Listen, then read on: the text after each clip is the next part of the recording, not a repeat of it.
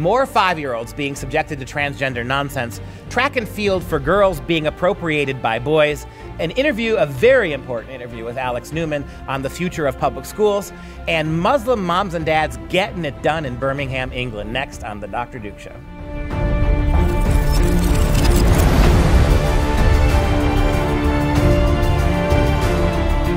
Hello everyone, I'm Dr. Duke, and this is The Dr. Duke Show. Every week, Katie and I cover those stories impacting K-12 classrooms and college campuses across the globe. Greetings to all of our listeners, and if you haven't done so already, please subscribe to the podcast on iTunes and never miss an episode. And I gotta ask you, Katie, before we begin here, do you remember the halcyon days of being 5 years old in kindergarten? They were the best days. I was in the kindergarten in the 70s, you were in kindergarten in the 90s, and I remember picking my nose and waiting for bathroom breaks. And I remember the teacher, well, of course, the teacher reading us stories about puppies and turtles and cuddly things. Those days are long gone. Do you remember at all in your 5-year-old classes having adult men in cod pieces and fake boobs reading you stories about transgenderism? Do you remember that before you had your chocolate milk in your nap? I remember that vividly. Oh, wait, no, I didn't. Yeah, it didn't happen. No. But this is the brave new world we now live in. Virginia kindergarten students celebrate Transgender Kids on Read Across America Day. And what is it that tells me it wasn't 5-year-olds deciding to do this, right? This is their adult homosexual teacher projecting this on their kids. Kindergartens in the Ashlawn Elementary School in Arlington, Virginia, where Sarah McBride, a member of the Human Rights Campaign, showed up on Read Across America Day to read I Am Jazz about a little transgender person. And here's one of the quotes that McBride read the 5-year-olds. Quote, "I have a girl brain but a boy body. That is called transgender. I was born this way." And what blows me away about this, other than the utter inappropriateness of asking 5-year-olds to begin to try to comprehend this, the idea that you're going to get a 5-year-old to understand the difference between what their body is and what their brain says is absolute folly. But what always troubles me about this is for, 20, 30 years, we've heard that male and female are just social constructs, that they're all made up things. You know, you take these little 5-year-olds and you let the girls play with the blocks and the girls play with the electric ovens and the boys play with the blocks, right? I played with the blocks. You played with the blocks. Why doesn't it surprise me? But this idea that we've been foisted upon us, right? That male and female is utterly arbitrary and it's utterly, utterly subjective.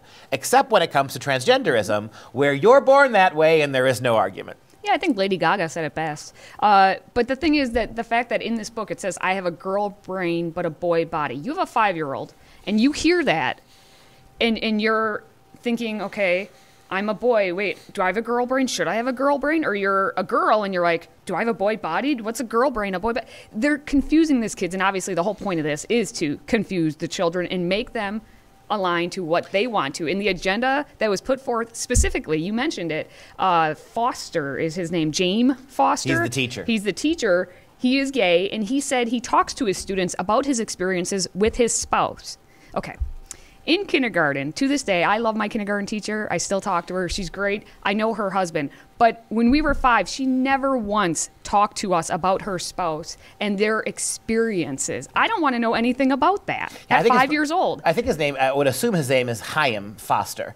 And he's gay, and he's the one who decides that these little kids have to hear this kind of stuff. What this is basically confessional, right? It's taxi cab confessions for adult homosexuals who want to project their lifestyle on innocent little 5-year-olds. Look, again, we are a tolerant culture. Nobody really cares what you do when you go home and you get into your bedroom. Do you really need to foreground this for 5-year-olds? As a matter of fact, this is interesting. Arlington schools, where this took place, they do not have a specific curriculum for teaching sexual orientation and gender. In other words, there is no curriculum at this school that would actually expose little kids to this. The teacher, on his own dime, decided he was going to share his experiences with these kids. I might have a girl brain, but a boy body.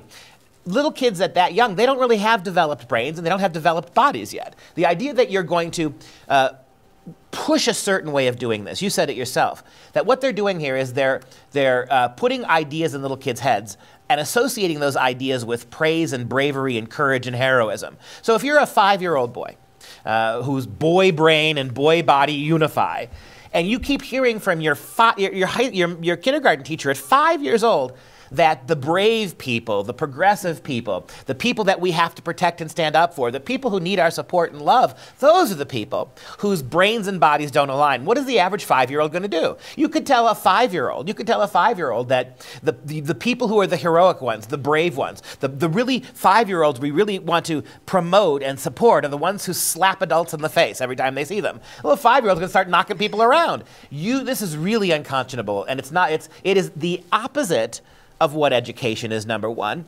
It is the opposite of what is developmentally appropriate for a 5-year-old body and a 5-year-old brain. In every possible way, this is wrong.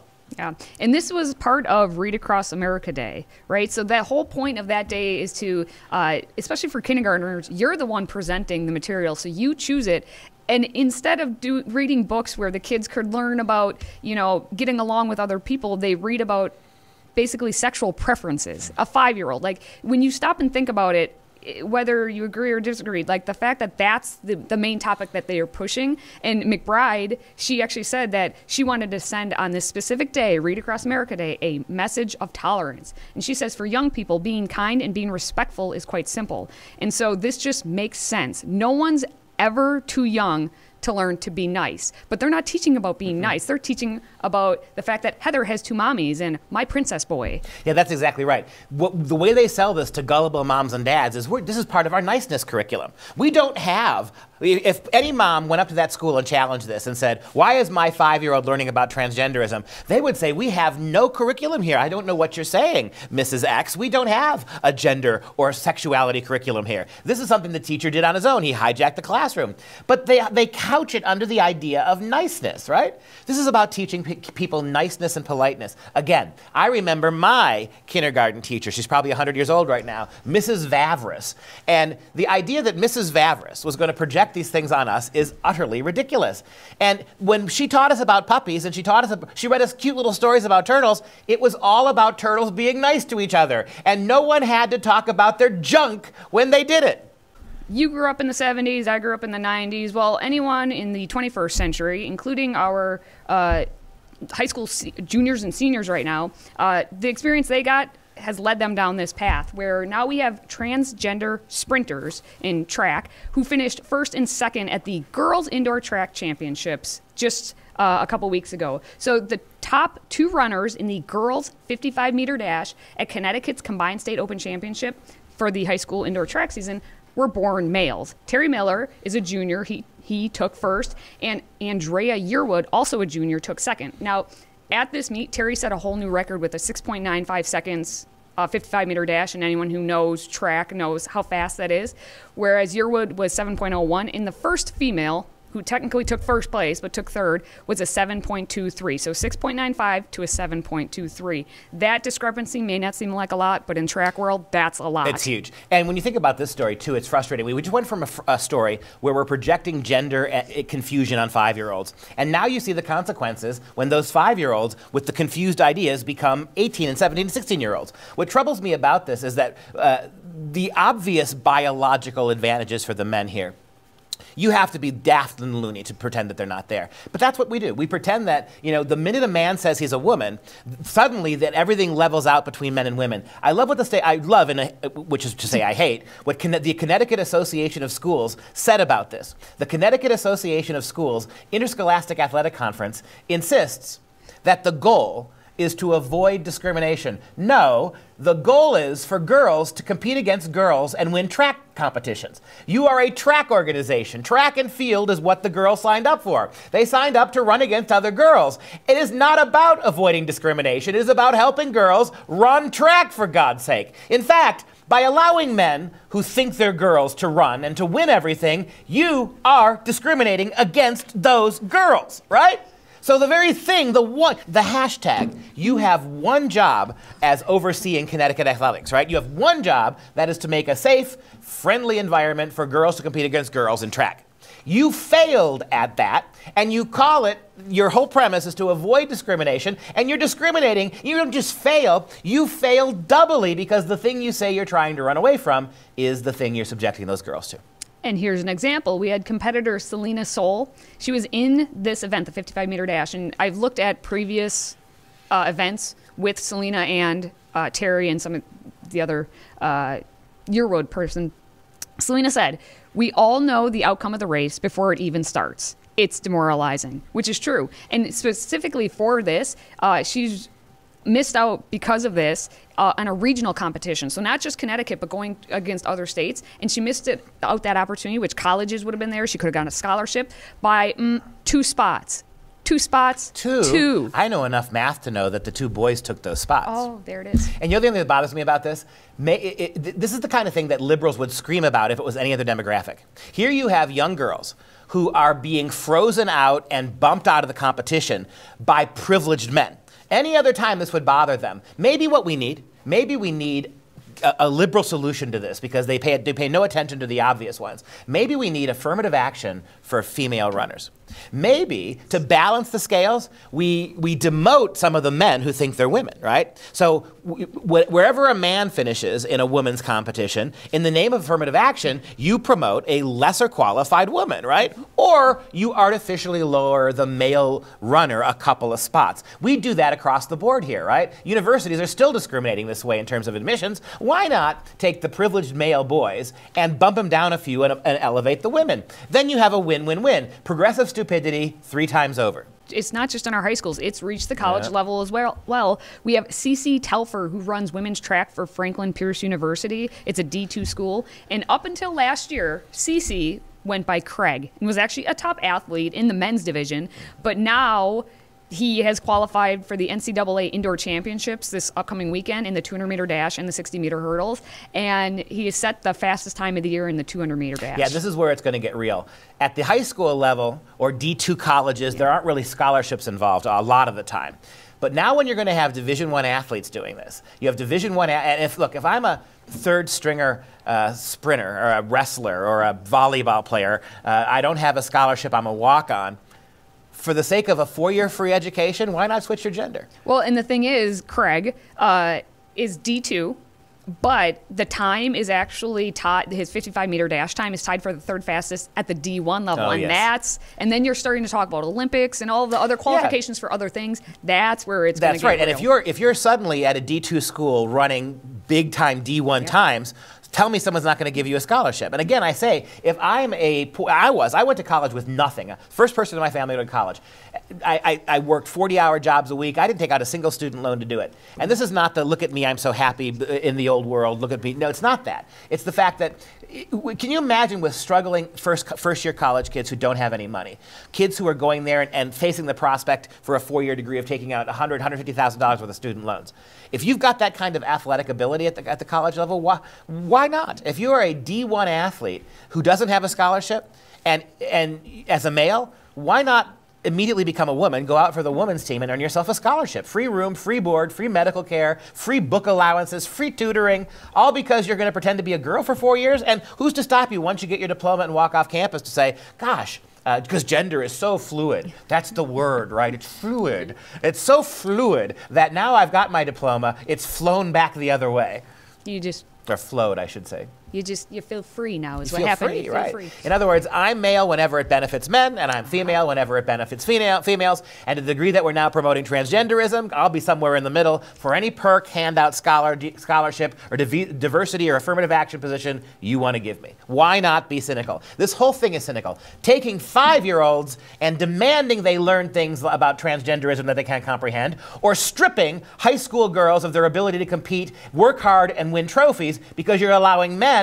That's discriminatory, that's not right, that's cynical. So let's be cynical all across the board. Well, they're going to be cheering for all this, but we know they're going to be critiquing a male student who actually decided that, you know what, men and women are different, and we should treat them as such. So we have a senior in high school, Brendan Johnston of the Classical Academy in Colorado. He qualified recently for the state championship for wrestling in the 106-pound division. Now, he was set to wrestle a girl in the first round, and basically he said, you know what? I can't do that. I cannot, in good conscience, wrestle a female. So he decided to forfeit, and then that automatically put him into consolations, and he was supposed to wrestle another girl, and he said, no, I'm not going to do that. And so basically he ended his high school wrestling career. Instead of, wrestling at state, he said, because of the, physical aggression that's required in wrestling, I'm not comfortable doing this towards a girl, either on or off the mat, he said. And I love the quote he said, "There is something that I really do find problematic about the idea of wrestling with a girl. And a part of that does come from my faith and my belief. And a part of that does come from how I was raised to treat women, as well as maybe from different experiences and things." Well, God bless Brendan Johnson. I mean, this is an abject lesson for you idiot feminists out there. You keep screaming about toxic masculinity. You keep screaming about violence, against the innate violence of men against women. And now you want women and men to wrestle each other on mats. I get it. It's a competition. But Brendan's right. You're taking men and you're forcing them now to grapple with women, to engage women in a very physical way. If this was anything else but a feminist moment, right, because women are wrestling the boys, you would abhor this kind of stuff and you would condemn it. And God bless Brendan. This is the actual definition of masculinity. Why doesn't it surprise me that Brandon attends a classical schools, not your garbage public schools, and that he's also a Christian, right? You want to know the answer, the real answer to what masculinity is? Take a look at Brendan Johnson. Here's a man who is comfortable enough in his masculinity. He is willing to be discriminated against because you forced women into the same categories as men. It is the exact reverse story of these proud African-American boy girls who are sweeping all the track and field records, right? This is genuine masculinity. This is willing to sacrifice a perk, a privilege, a right to do what's right with regards to women and gender. Congratulations, hats off to you, Brendan. I'm sure you're going to get a lot of grief from this by the progressive community, but you did the right thing and stand by your guns. Excellent. All right, well, let's move on to teachers' unions, which are basically doing what they do and trying to stop students from actually learning, because we had an op-ed in the Washington Examiner by Kelly Sloan, and she was highlighting the attack on charter schools, especially any of those that are structured on a classical model, which we actually just talked about, an attack by the teachers' unions who are putting pressure on the school board. So basically, teachers' unions have guns to the school board's heads, and they're trying to get rid of anything that has to do with actual education. So Kelly Sloan cited Colorado with specific examples of classical education schools that are actually, oh my gosh, delivering on the promises of teaching their students to read, write, do math. Yeah, this story cracks me up. You would think, and mom and dad, if you're listening to this, if you need any more evidence that the public schools don't care about your kids' education, pay attention to this story. If this story doesn't anger you to the point that you consider removing your kids, then you are beyond our help. The fact is that you have an absolute difference between the way private charter schools that have not been infected by Common Core, private charter schools and homeschools and traditional classical schools educate kids at a much higher level. It's just undebatable. These kids are more disciplined, they are more mannered and polite, they achieve in their subject areas at a lot higher level. This is undoubtedly true. We have enough data to prove that it's true. And what is the failed public school model's approach? Rather than recognize their own failure, which we have documented on the show, the fact that in most states, less than 40% of 8th graders are proficient in 8th grade math and 8th grade reading. This is across the board true that our schools are underperforming. You would think if the public schools were concerned about education, they would look at the charter schools and they would look at the private schools and they would pay close attention to homeschool moms and dads and they would adapt the public school models to mimic that success. But they don't want to do that. They want to destroy your access to charter schools. They want to strip away your ability to homeschool your kids by sending agents into the house to harass you. They don't want to improve their schools, the public schools. They want to destroy yours. They want crappy alternatives for all kids. They don't want any school to stand that makes them look as utterly foolish, helpless, and clueless as they are. Yeah, and they double down is what they do on any time you try to say, well, maybe you should look at what charter schools are doing because it's clear that this kid came out actually being able to read. And they say, absolutely not. They'll double down and just say, well, we need more money. That's the reason. Or, they'll give some sort of excuse. Yeah, these are the same public schools, teachers' unions, that are going red for ed, that are literally promoting communist ideology and pulling out of the schools in the middle of the semester, holding states hostage. We just saw it in Oakland, California. We've seen it all across the country, where in the name of Marxism, not better education for your kids, not higher math scores and reading scores, in the name of communist ideology, we're going to walk out on your kids in the middle of a semester, and we're going to hold out. We're going to ask you for 8, 10, 12% raises. You come back with 4 and 5%, forget it. You give us 95% of what we want in our protest, it's not enough for us. Give us everything, or we're not going to teach your students. We're not going to come back and teach your students. Look, if you can If Ronald Reagan had the cojones to fire air traffic controllers who were striking and causing a dangerous environment, you're telling me that public school teachers who are walking out on our desperately uneducated kids in the middle of a semester with no alternatives for those kids, you're telling me that we shouldn't say to those public school teachers, you want to protest, you do it in the summertime.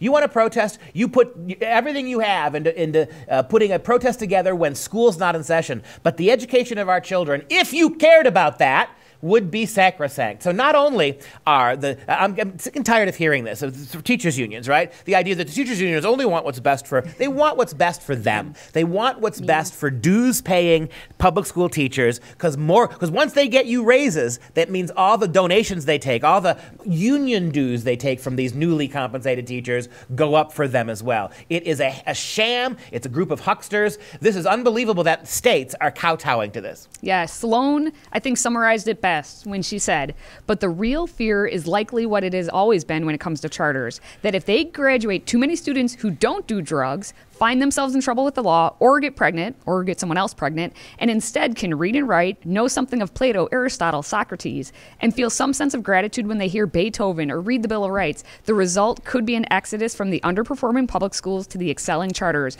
and with it, a concurrent diminishment of union power. I love her use of the word exodus, because the public schools and the public schools teachers unions are Pharaoh, and charter and private schools are Moses leading kids to the promised land.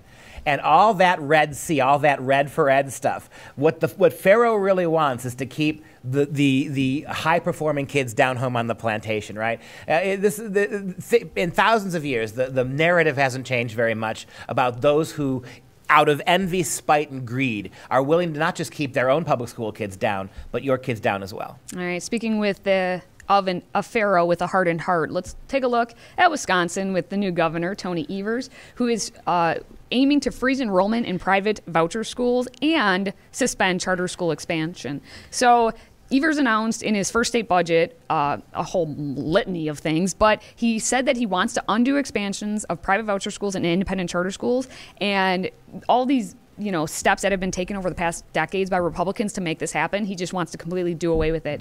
And he's claiming that this will be an attempt to reduce property taxes and stabilize our two parallel systems in education currently in Wisconsin. So Tony Evers becomes governor, demands infinitely more in taxes, except we're going to make your real estate taxes go down. First of all, I got to say about Tony Evers, this guy is the illegitimate love child of Gargamel and Bill Nye the Science Guy. He is a educrat of the highest magnitude. He's the idiot who brought Common Core to Wisconsin schools, who's destroyed Wisconsin schools. Look what's happening in Milwaukee schools. Primarily ethnic schools of progressives, right? Primarily black and Hispanic schools in Milwaukee, Wisconsin. They are some of the lowest performing schools in the entire country. The discipline there is completely shot. There's absolutely chaos in these classrooms. This is what happens when you put Democrats in charge of education. And now that you've put a Democrat like this in charge of Wisconsin education, look what he's doing. He is not lifting a finger to fix the broken Wisconsin public schools. He is not lifting a finger to put discipline back in Milwaukee public schools so kids could actually have a shot of learning something and becoming literate. What is he doing? He's attacking charter schools. He's attacking private schools. Way to go, Wisconsin. And shout out to you, Scott Walker, because for 8 years, we tried to get you to pay attention to Common Core. We tried to get you to do something about you in the legislature, to do something about Tony Evers at the DPI here in Wisconsin. You couldn't be bothered to do it. Now he's got your job, and everything you did, he's trying to erase. Way to go on Wisconsin, indeed. We have a California bill which would put Planned Parenthood's phone number on every student's school ID. That headline, when I read it, I should say I was dumbfounded, but at the same time, it's quite expected. So there is a new California State Assembly member named Jesse Gabriel, and he's basically trying to reward Planned Parenthood after an endorsement he got and $4,400 for his campaign for a campaign contribution. He introduced a bill called AB 624. Now, technically, it says that it would put a sexual or reproductive health hotline phone number on every student ID card. It doesn't name Planned Parenthood, but I know how to connect the dots. And Planned Parenthood would be the most obvious choice. There's about 125 Planned Parenthood outlets in the state. So we're going to see what happens with this new law. It would not just apply to ID cards that would be issued in public schools. It would be in public middle, high school, and colleges, but also all private, including Christian, educational institutions. And you stop and think about this. And you said that he was rewarding Planned Parenthood. I'm 100% convinced that the Jesse Gabriels of the world were completely on board with Planned Parenthood's message before this. This is a tip, right? Yeah. By doing this, he's tipping them for their $4,400 contribution and their endorsement. But over and above the egregious aspects of this, that you're going to force Christian and private schools to put effectively the phone number of groups like Planned Parenthood on all student IDs so that those kids could call that. Here's a question for you. Why don't you have the number on ID cards of reading tutors?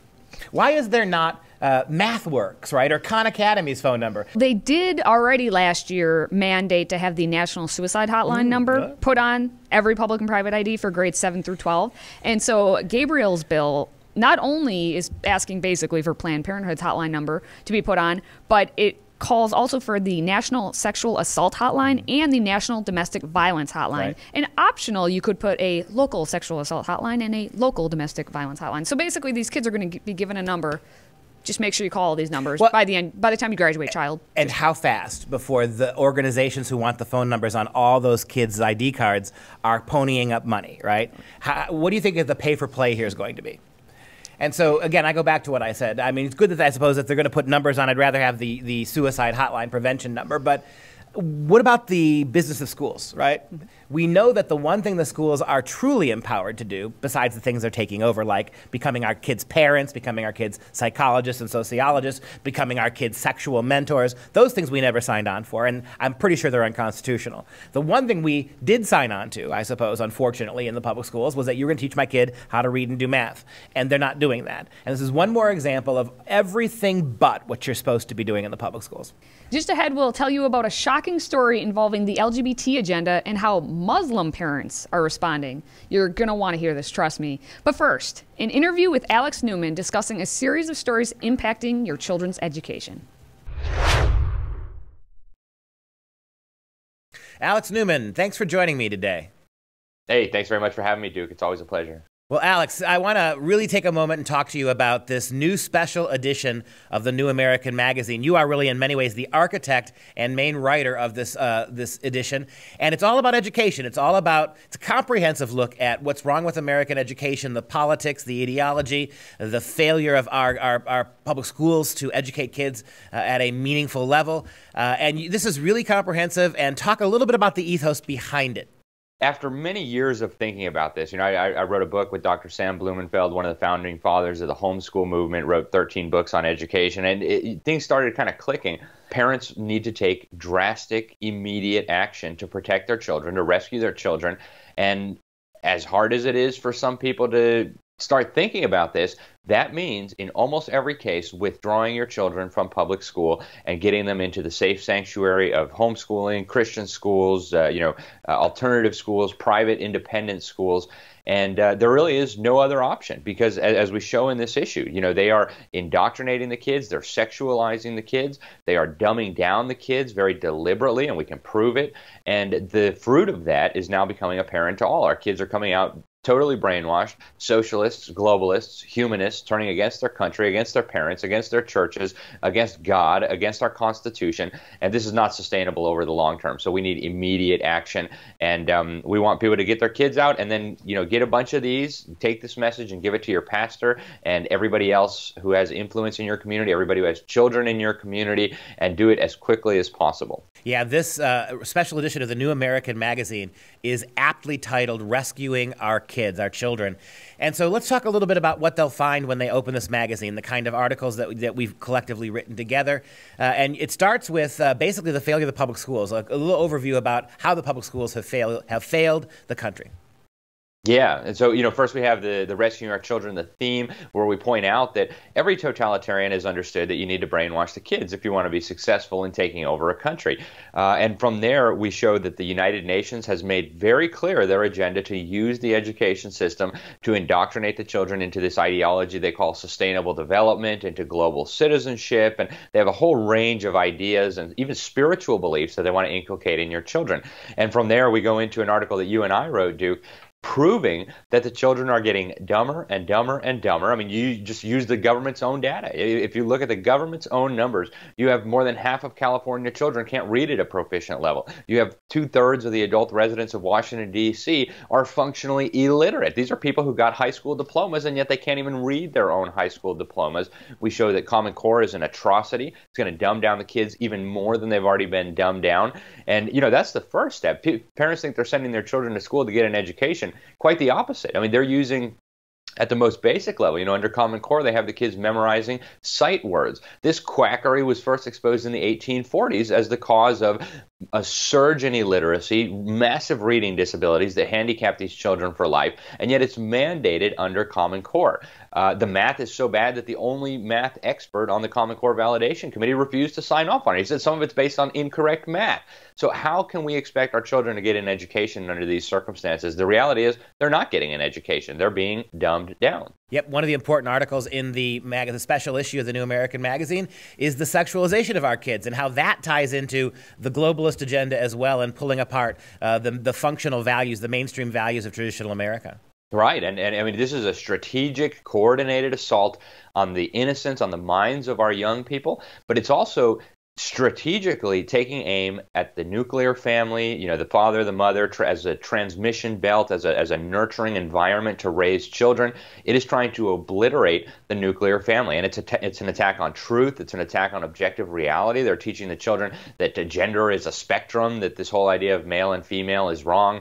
I mean, this is ludicrous on its face, but it's also very dangerous. This is an attack on the fundamental building block of our civilization, and we see the effects now. If you look in California, the new study out of the UCLA shows that 27% of kids there, 12 to 17, self-identify as gender non-conforming, as in a boy who doesn't think he's a boy or a girl who doesn't think she's a girl. You have now, just in the last few years, it went from 11% of children identifying as LGBT to 15% of children identifying as LGBT. And when I was a kid, and that wasn't that long ago, maybe 10, 12 years ago, nobody was LGBT, right? It was just unheard of. It just completely unheard of. And now it is ubiquitous, and that's because they're so effective. So we provide some really incredible examples, stuff that you kind of have to see it to believe it. Like here we have this picture of a man in a dress wearing a demon costume, reading LGBT stories to 3-year-old and 4-year-old children. They have this program called the Drag Queen Story Hour that's invading elementary schools and kindergartens all over the country. And this just scratches the surface. We talk about a school in Minnesota. They took a child against the wishes of the parents and had a sex change surgery performed on him. So they removed his genitals surgically, and now the mom is suing, but you can't get the genitals back if it's too late. And so people need to recognize this is a deadly serious threat to your children, and not just your children, but also the future of your country. And the beauty of this special edition is that once you read it, you come to the same conclusion. The hardest part to convince parents of is there are no safe spaces in public schools. There are no places in public schools where your kids aren't going to be corrupted to some degree by many aspects or all aspects of this. And so if you ever take a chance to get your hands on this article, this magazine, and study it and read it, you're going to recognize what many people are coming to the same conclusion about, that there really is no reforming these schools. Alex, talk a little bit real quickly about how they can order and get a copy of this magazine. Yeah, and Duke, I think you just hit the nail on the head. I mean, that is the most important point that we need to understand here. These schools are beyond reform, right? We could waste another 10 years and millions more dollars and tons of our time trying to reform this abomination, but it's not going to happen. We've been doing that for 40, 50, 60, 70 years, and it's not going to happen. They're beyond hope. Parents, you got to get your kids out, and I think that's the best part of the special report. We conclude with solutions that every mom, every dad in America can do. Pages and pages of solutions, options, Christian schools, private schools. FreedomProject Academy, of course, is an amazing option. I teach there. Duke, you run it. Great option for a lot of parents. And finally, we need everybody to go out and get a copy of this. Start with one. You can use the promo code EDUCATE19 You can find it right at the New Americans website. We have a banner ad. It says Rescuing Our Children. Click on there, use the promo code EDUCATE19, and we'll send you one of these. We'll waive the shipping and handling fee if you use the promo code EDUCATE19. Anything that we can do to help promote this, if you need speakers to follow up, I know Alex and I are both willing to come to your town and talk about this. Time is now. Let's make a move. All right, for this final story, tell us the shocking story about what is happening with Muslim parents. This is a fun one. Gotta love it when liberals eat their own. Can't call it cannibalism, I don't suppose, but it's something akin to it. We've got a story out of England, and we know educationally what the UK does, the goofy things that the UK does, sooner or later find their way into Massachusetts and California schools. So we've got a school program at Parkfield Community School in Birmingham, England. The program is entitled No Outsiders, and it taught kids, young kids even, that families, quote, look different, about teaching kids homosexuality, reading books like Mommy, Mama, and Me and King, right? So in the elementary, primary, all the way through high school, they have this program that's going to you take valuable class time teaching kids, you know, actual learning and skills to promote this so-called tolerance to alternative families. Well, get this. In this particular school, Parkfield, the community has many Muslims. And within days, a petition of 400 signatures were sent in by parents protesting this, almost exclusively Muslim parents. And I love this. 600 Muslim school children aged between the ages of 4 and 11 were withdrawn from school for one day. I mean, this is the answer, right? I mean, why aren't Christian moms and dads doing this? Where are our Christian mothers and dads? And, you know, you can say what you want about the commitment of Islam to integrating in society, but the Muslims are 100% correct here. And can you imagine if 600 Christian moms and dads had pulled their kids out of the school? I promise you the school would not have done anything different. If 600 Christian moms and dads in England had pulled their kids out protesting this homosexuality being forced into the curriculum, the school would have gone about business and would have been really angry at the parents, would have told them to use a British euphemism, sod off. But isn't it interesting that the progressive leftists who run this school have halted the program temporarily because, you know, Muslims, right? So how do you square homosexual advocacy with something that's going to be against the religion of a privileged group like Islam within the progressive circle? Intersectionality, right? Intersectionality, and I've said this before on the show, intersectionality was invented for this, right? Whenever liberal constituency groups start fighting amongst themselves, who's the bigger victim here, the homosexual or the Muslim? Generally what academics have said is take one step back and blame whitey for all of it. But here's a real-world practical explanation of this, or example of this, that shows you can't do that. I think the Muslims are going to lose this in the long term, and that seems to be the case what some of the school administrators are doing. But it does make an interesting point, and I say this to you moms and dads at home. What if in one county, Christian parents held out 2,000-3,000 kids? If we had 1 or 2 days, and people have tried to do this, 1 or 2 days during the course of a school year where every Christian kid is pulled out of that school to promote protest curriculum, or once a month kids are pulled out, I guarantee you they might not concede the public schools, but it would really ratchet up the level of pressure they faced to keep adding more of this garbage. We just don't seem to find that kind of commitment here from our families. Yeah, and all it takes is, these are 400 signatures from parents, and that resulted in the 600 children. If parents step up in their local communities and do these things little by little, that's where change happens, right? That's that grassroots activism that could make the change that you're looking for. And humanists in the UK, so progressives in the UK are now angry at the public school for having halted the homosexual program. Humanists, and what an ominous title, something out of George Orwell. The guy's title is Humanists UK, Chief Executive Officer. Humanists UK, Andrew Copson said, quote, "We are deeply worried that the school has been forced to stop teaching these important classes due to mounting pressure from some Muslim parents." Let's parse that, right? Forced to stop teaching. Who told them to teach your kids in 4-year-olds sexuality? But now that it's in the schools, to stop it is a forced stopping of it. He goes on to say, the UK government has consistently said that schools will not be able to avoid. The UK government has gone on to say that consistently that schools will not be able to avoid teaching respect for LGBTQ people on the grounds of religion. And now we will make them take action. Listen to this. The schools should not give in to bullies who are opposing the values of respect, kindness, and tolerance. So this humanist progressive just called Muslims families who want their kids to be simply spared homosexual propaganda in the lowest grades, called them bullies. I was quite amused that they said that these classes are going to be postponed until after Easter. Is that break. even a thing in England anymore? I don't even think the Archbishop of Canterbury celebrates Easter anymore. It's spring solstice. They all go. The whole Anglican communion goes out to Stonehenge, and they sacrifice a few virgins on a rock. I don't even think the Anglican Church takes Easter seriously. I love the fact that until Easter, we're going to suspend the program. Oh, poetic justice. Well, now it's time for some extra credit. This week, sponsored by Pimpled Faces, the University of Tennessee, Knoxville has made public its denunciation of charcoal masks that, when applied, appear to look like blackface. Several students were seen in the mask on a personal Snapchat account, but the photo was reported to the university, who promptly, without determining any sort of the context, publicly denounced the entire thing as repulsive, and the image alone was blackface and racism.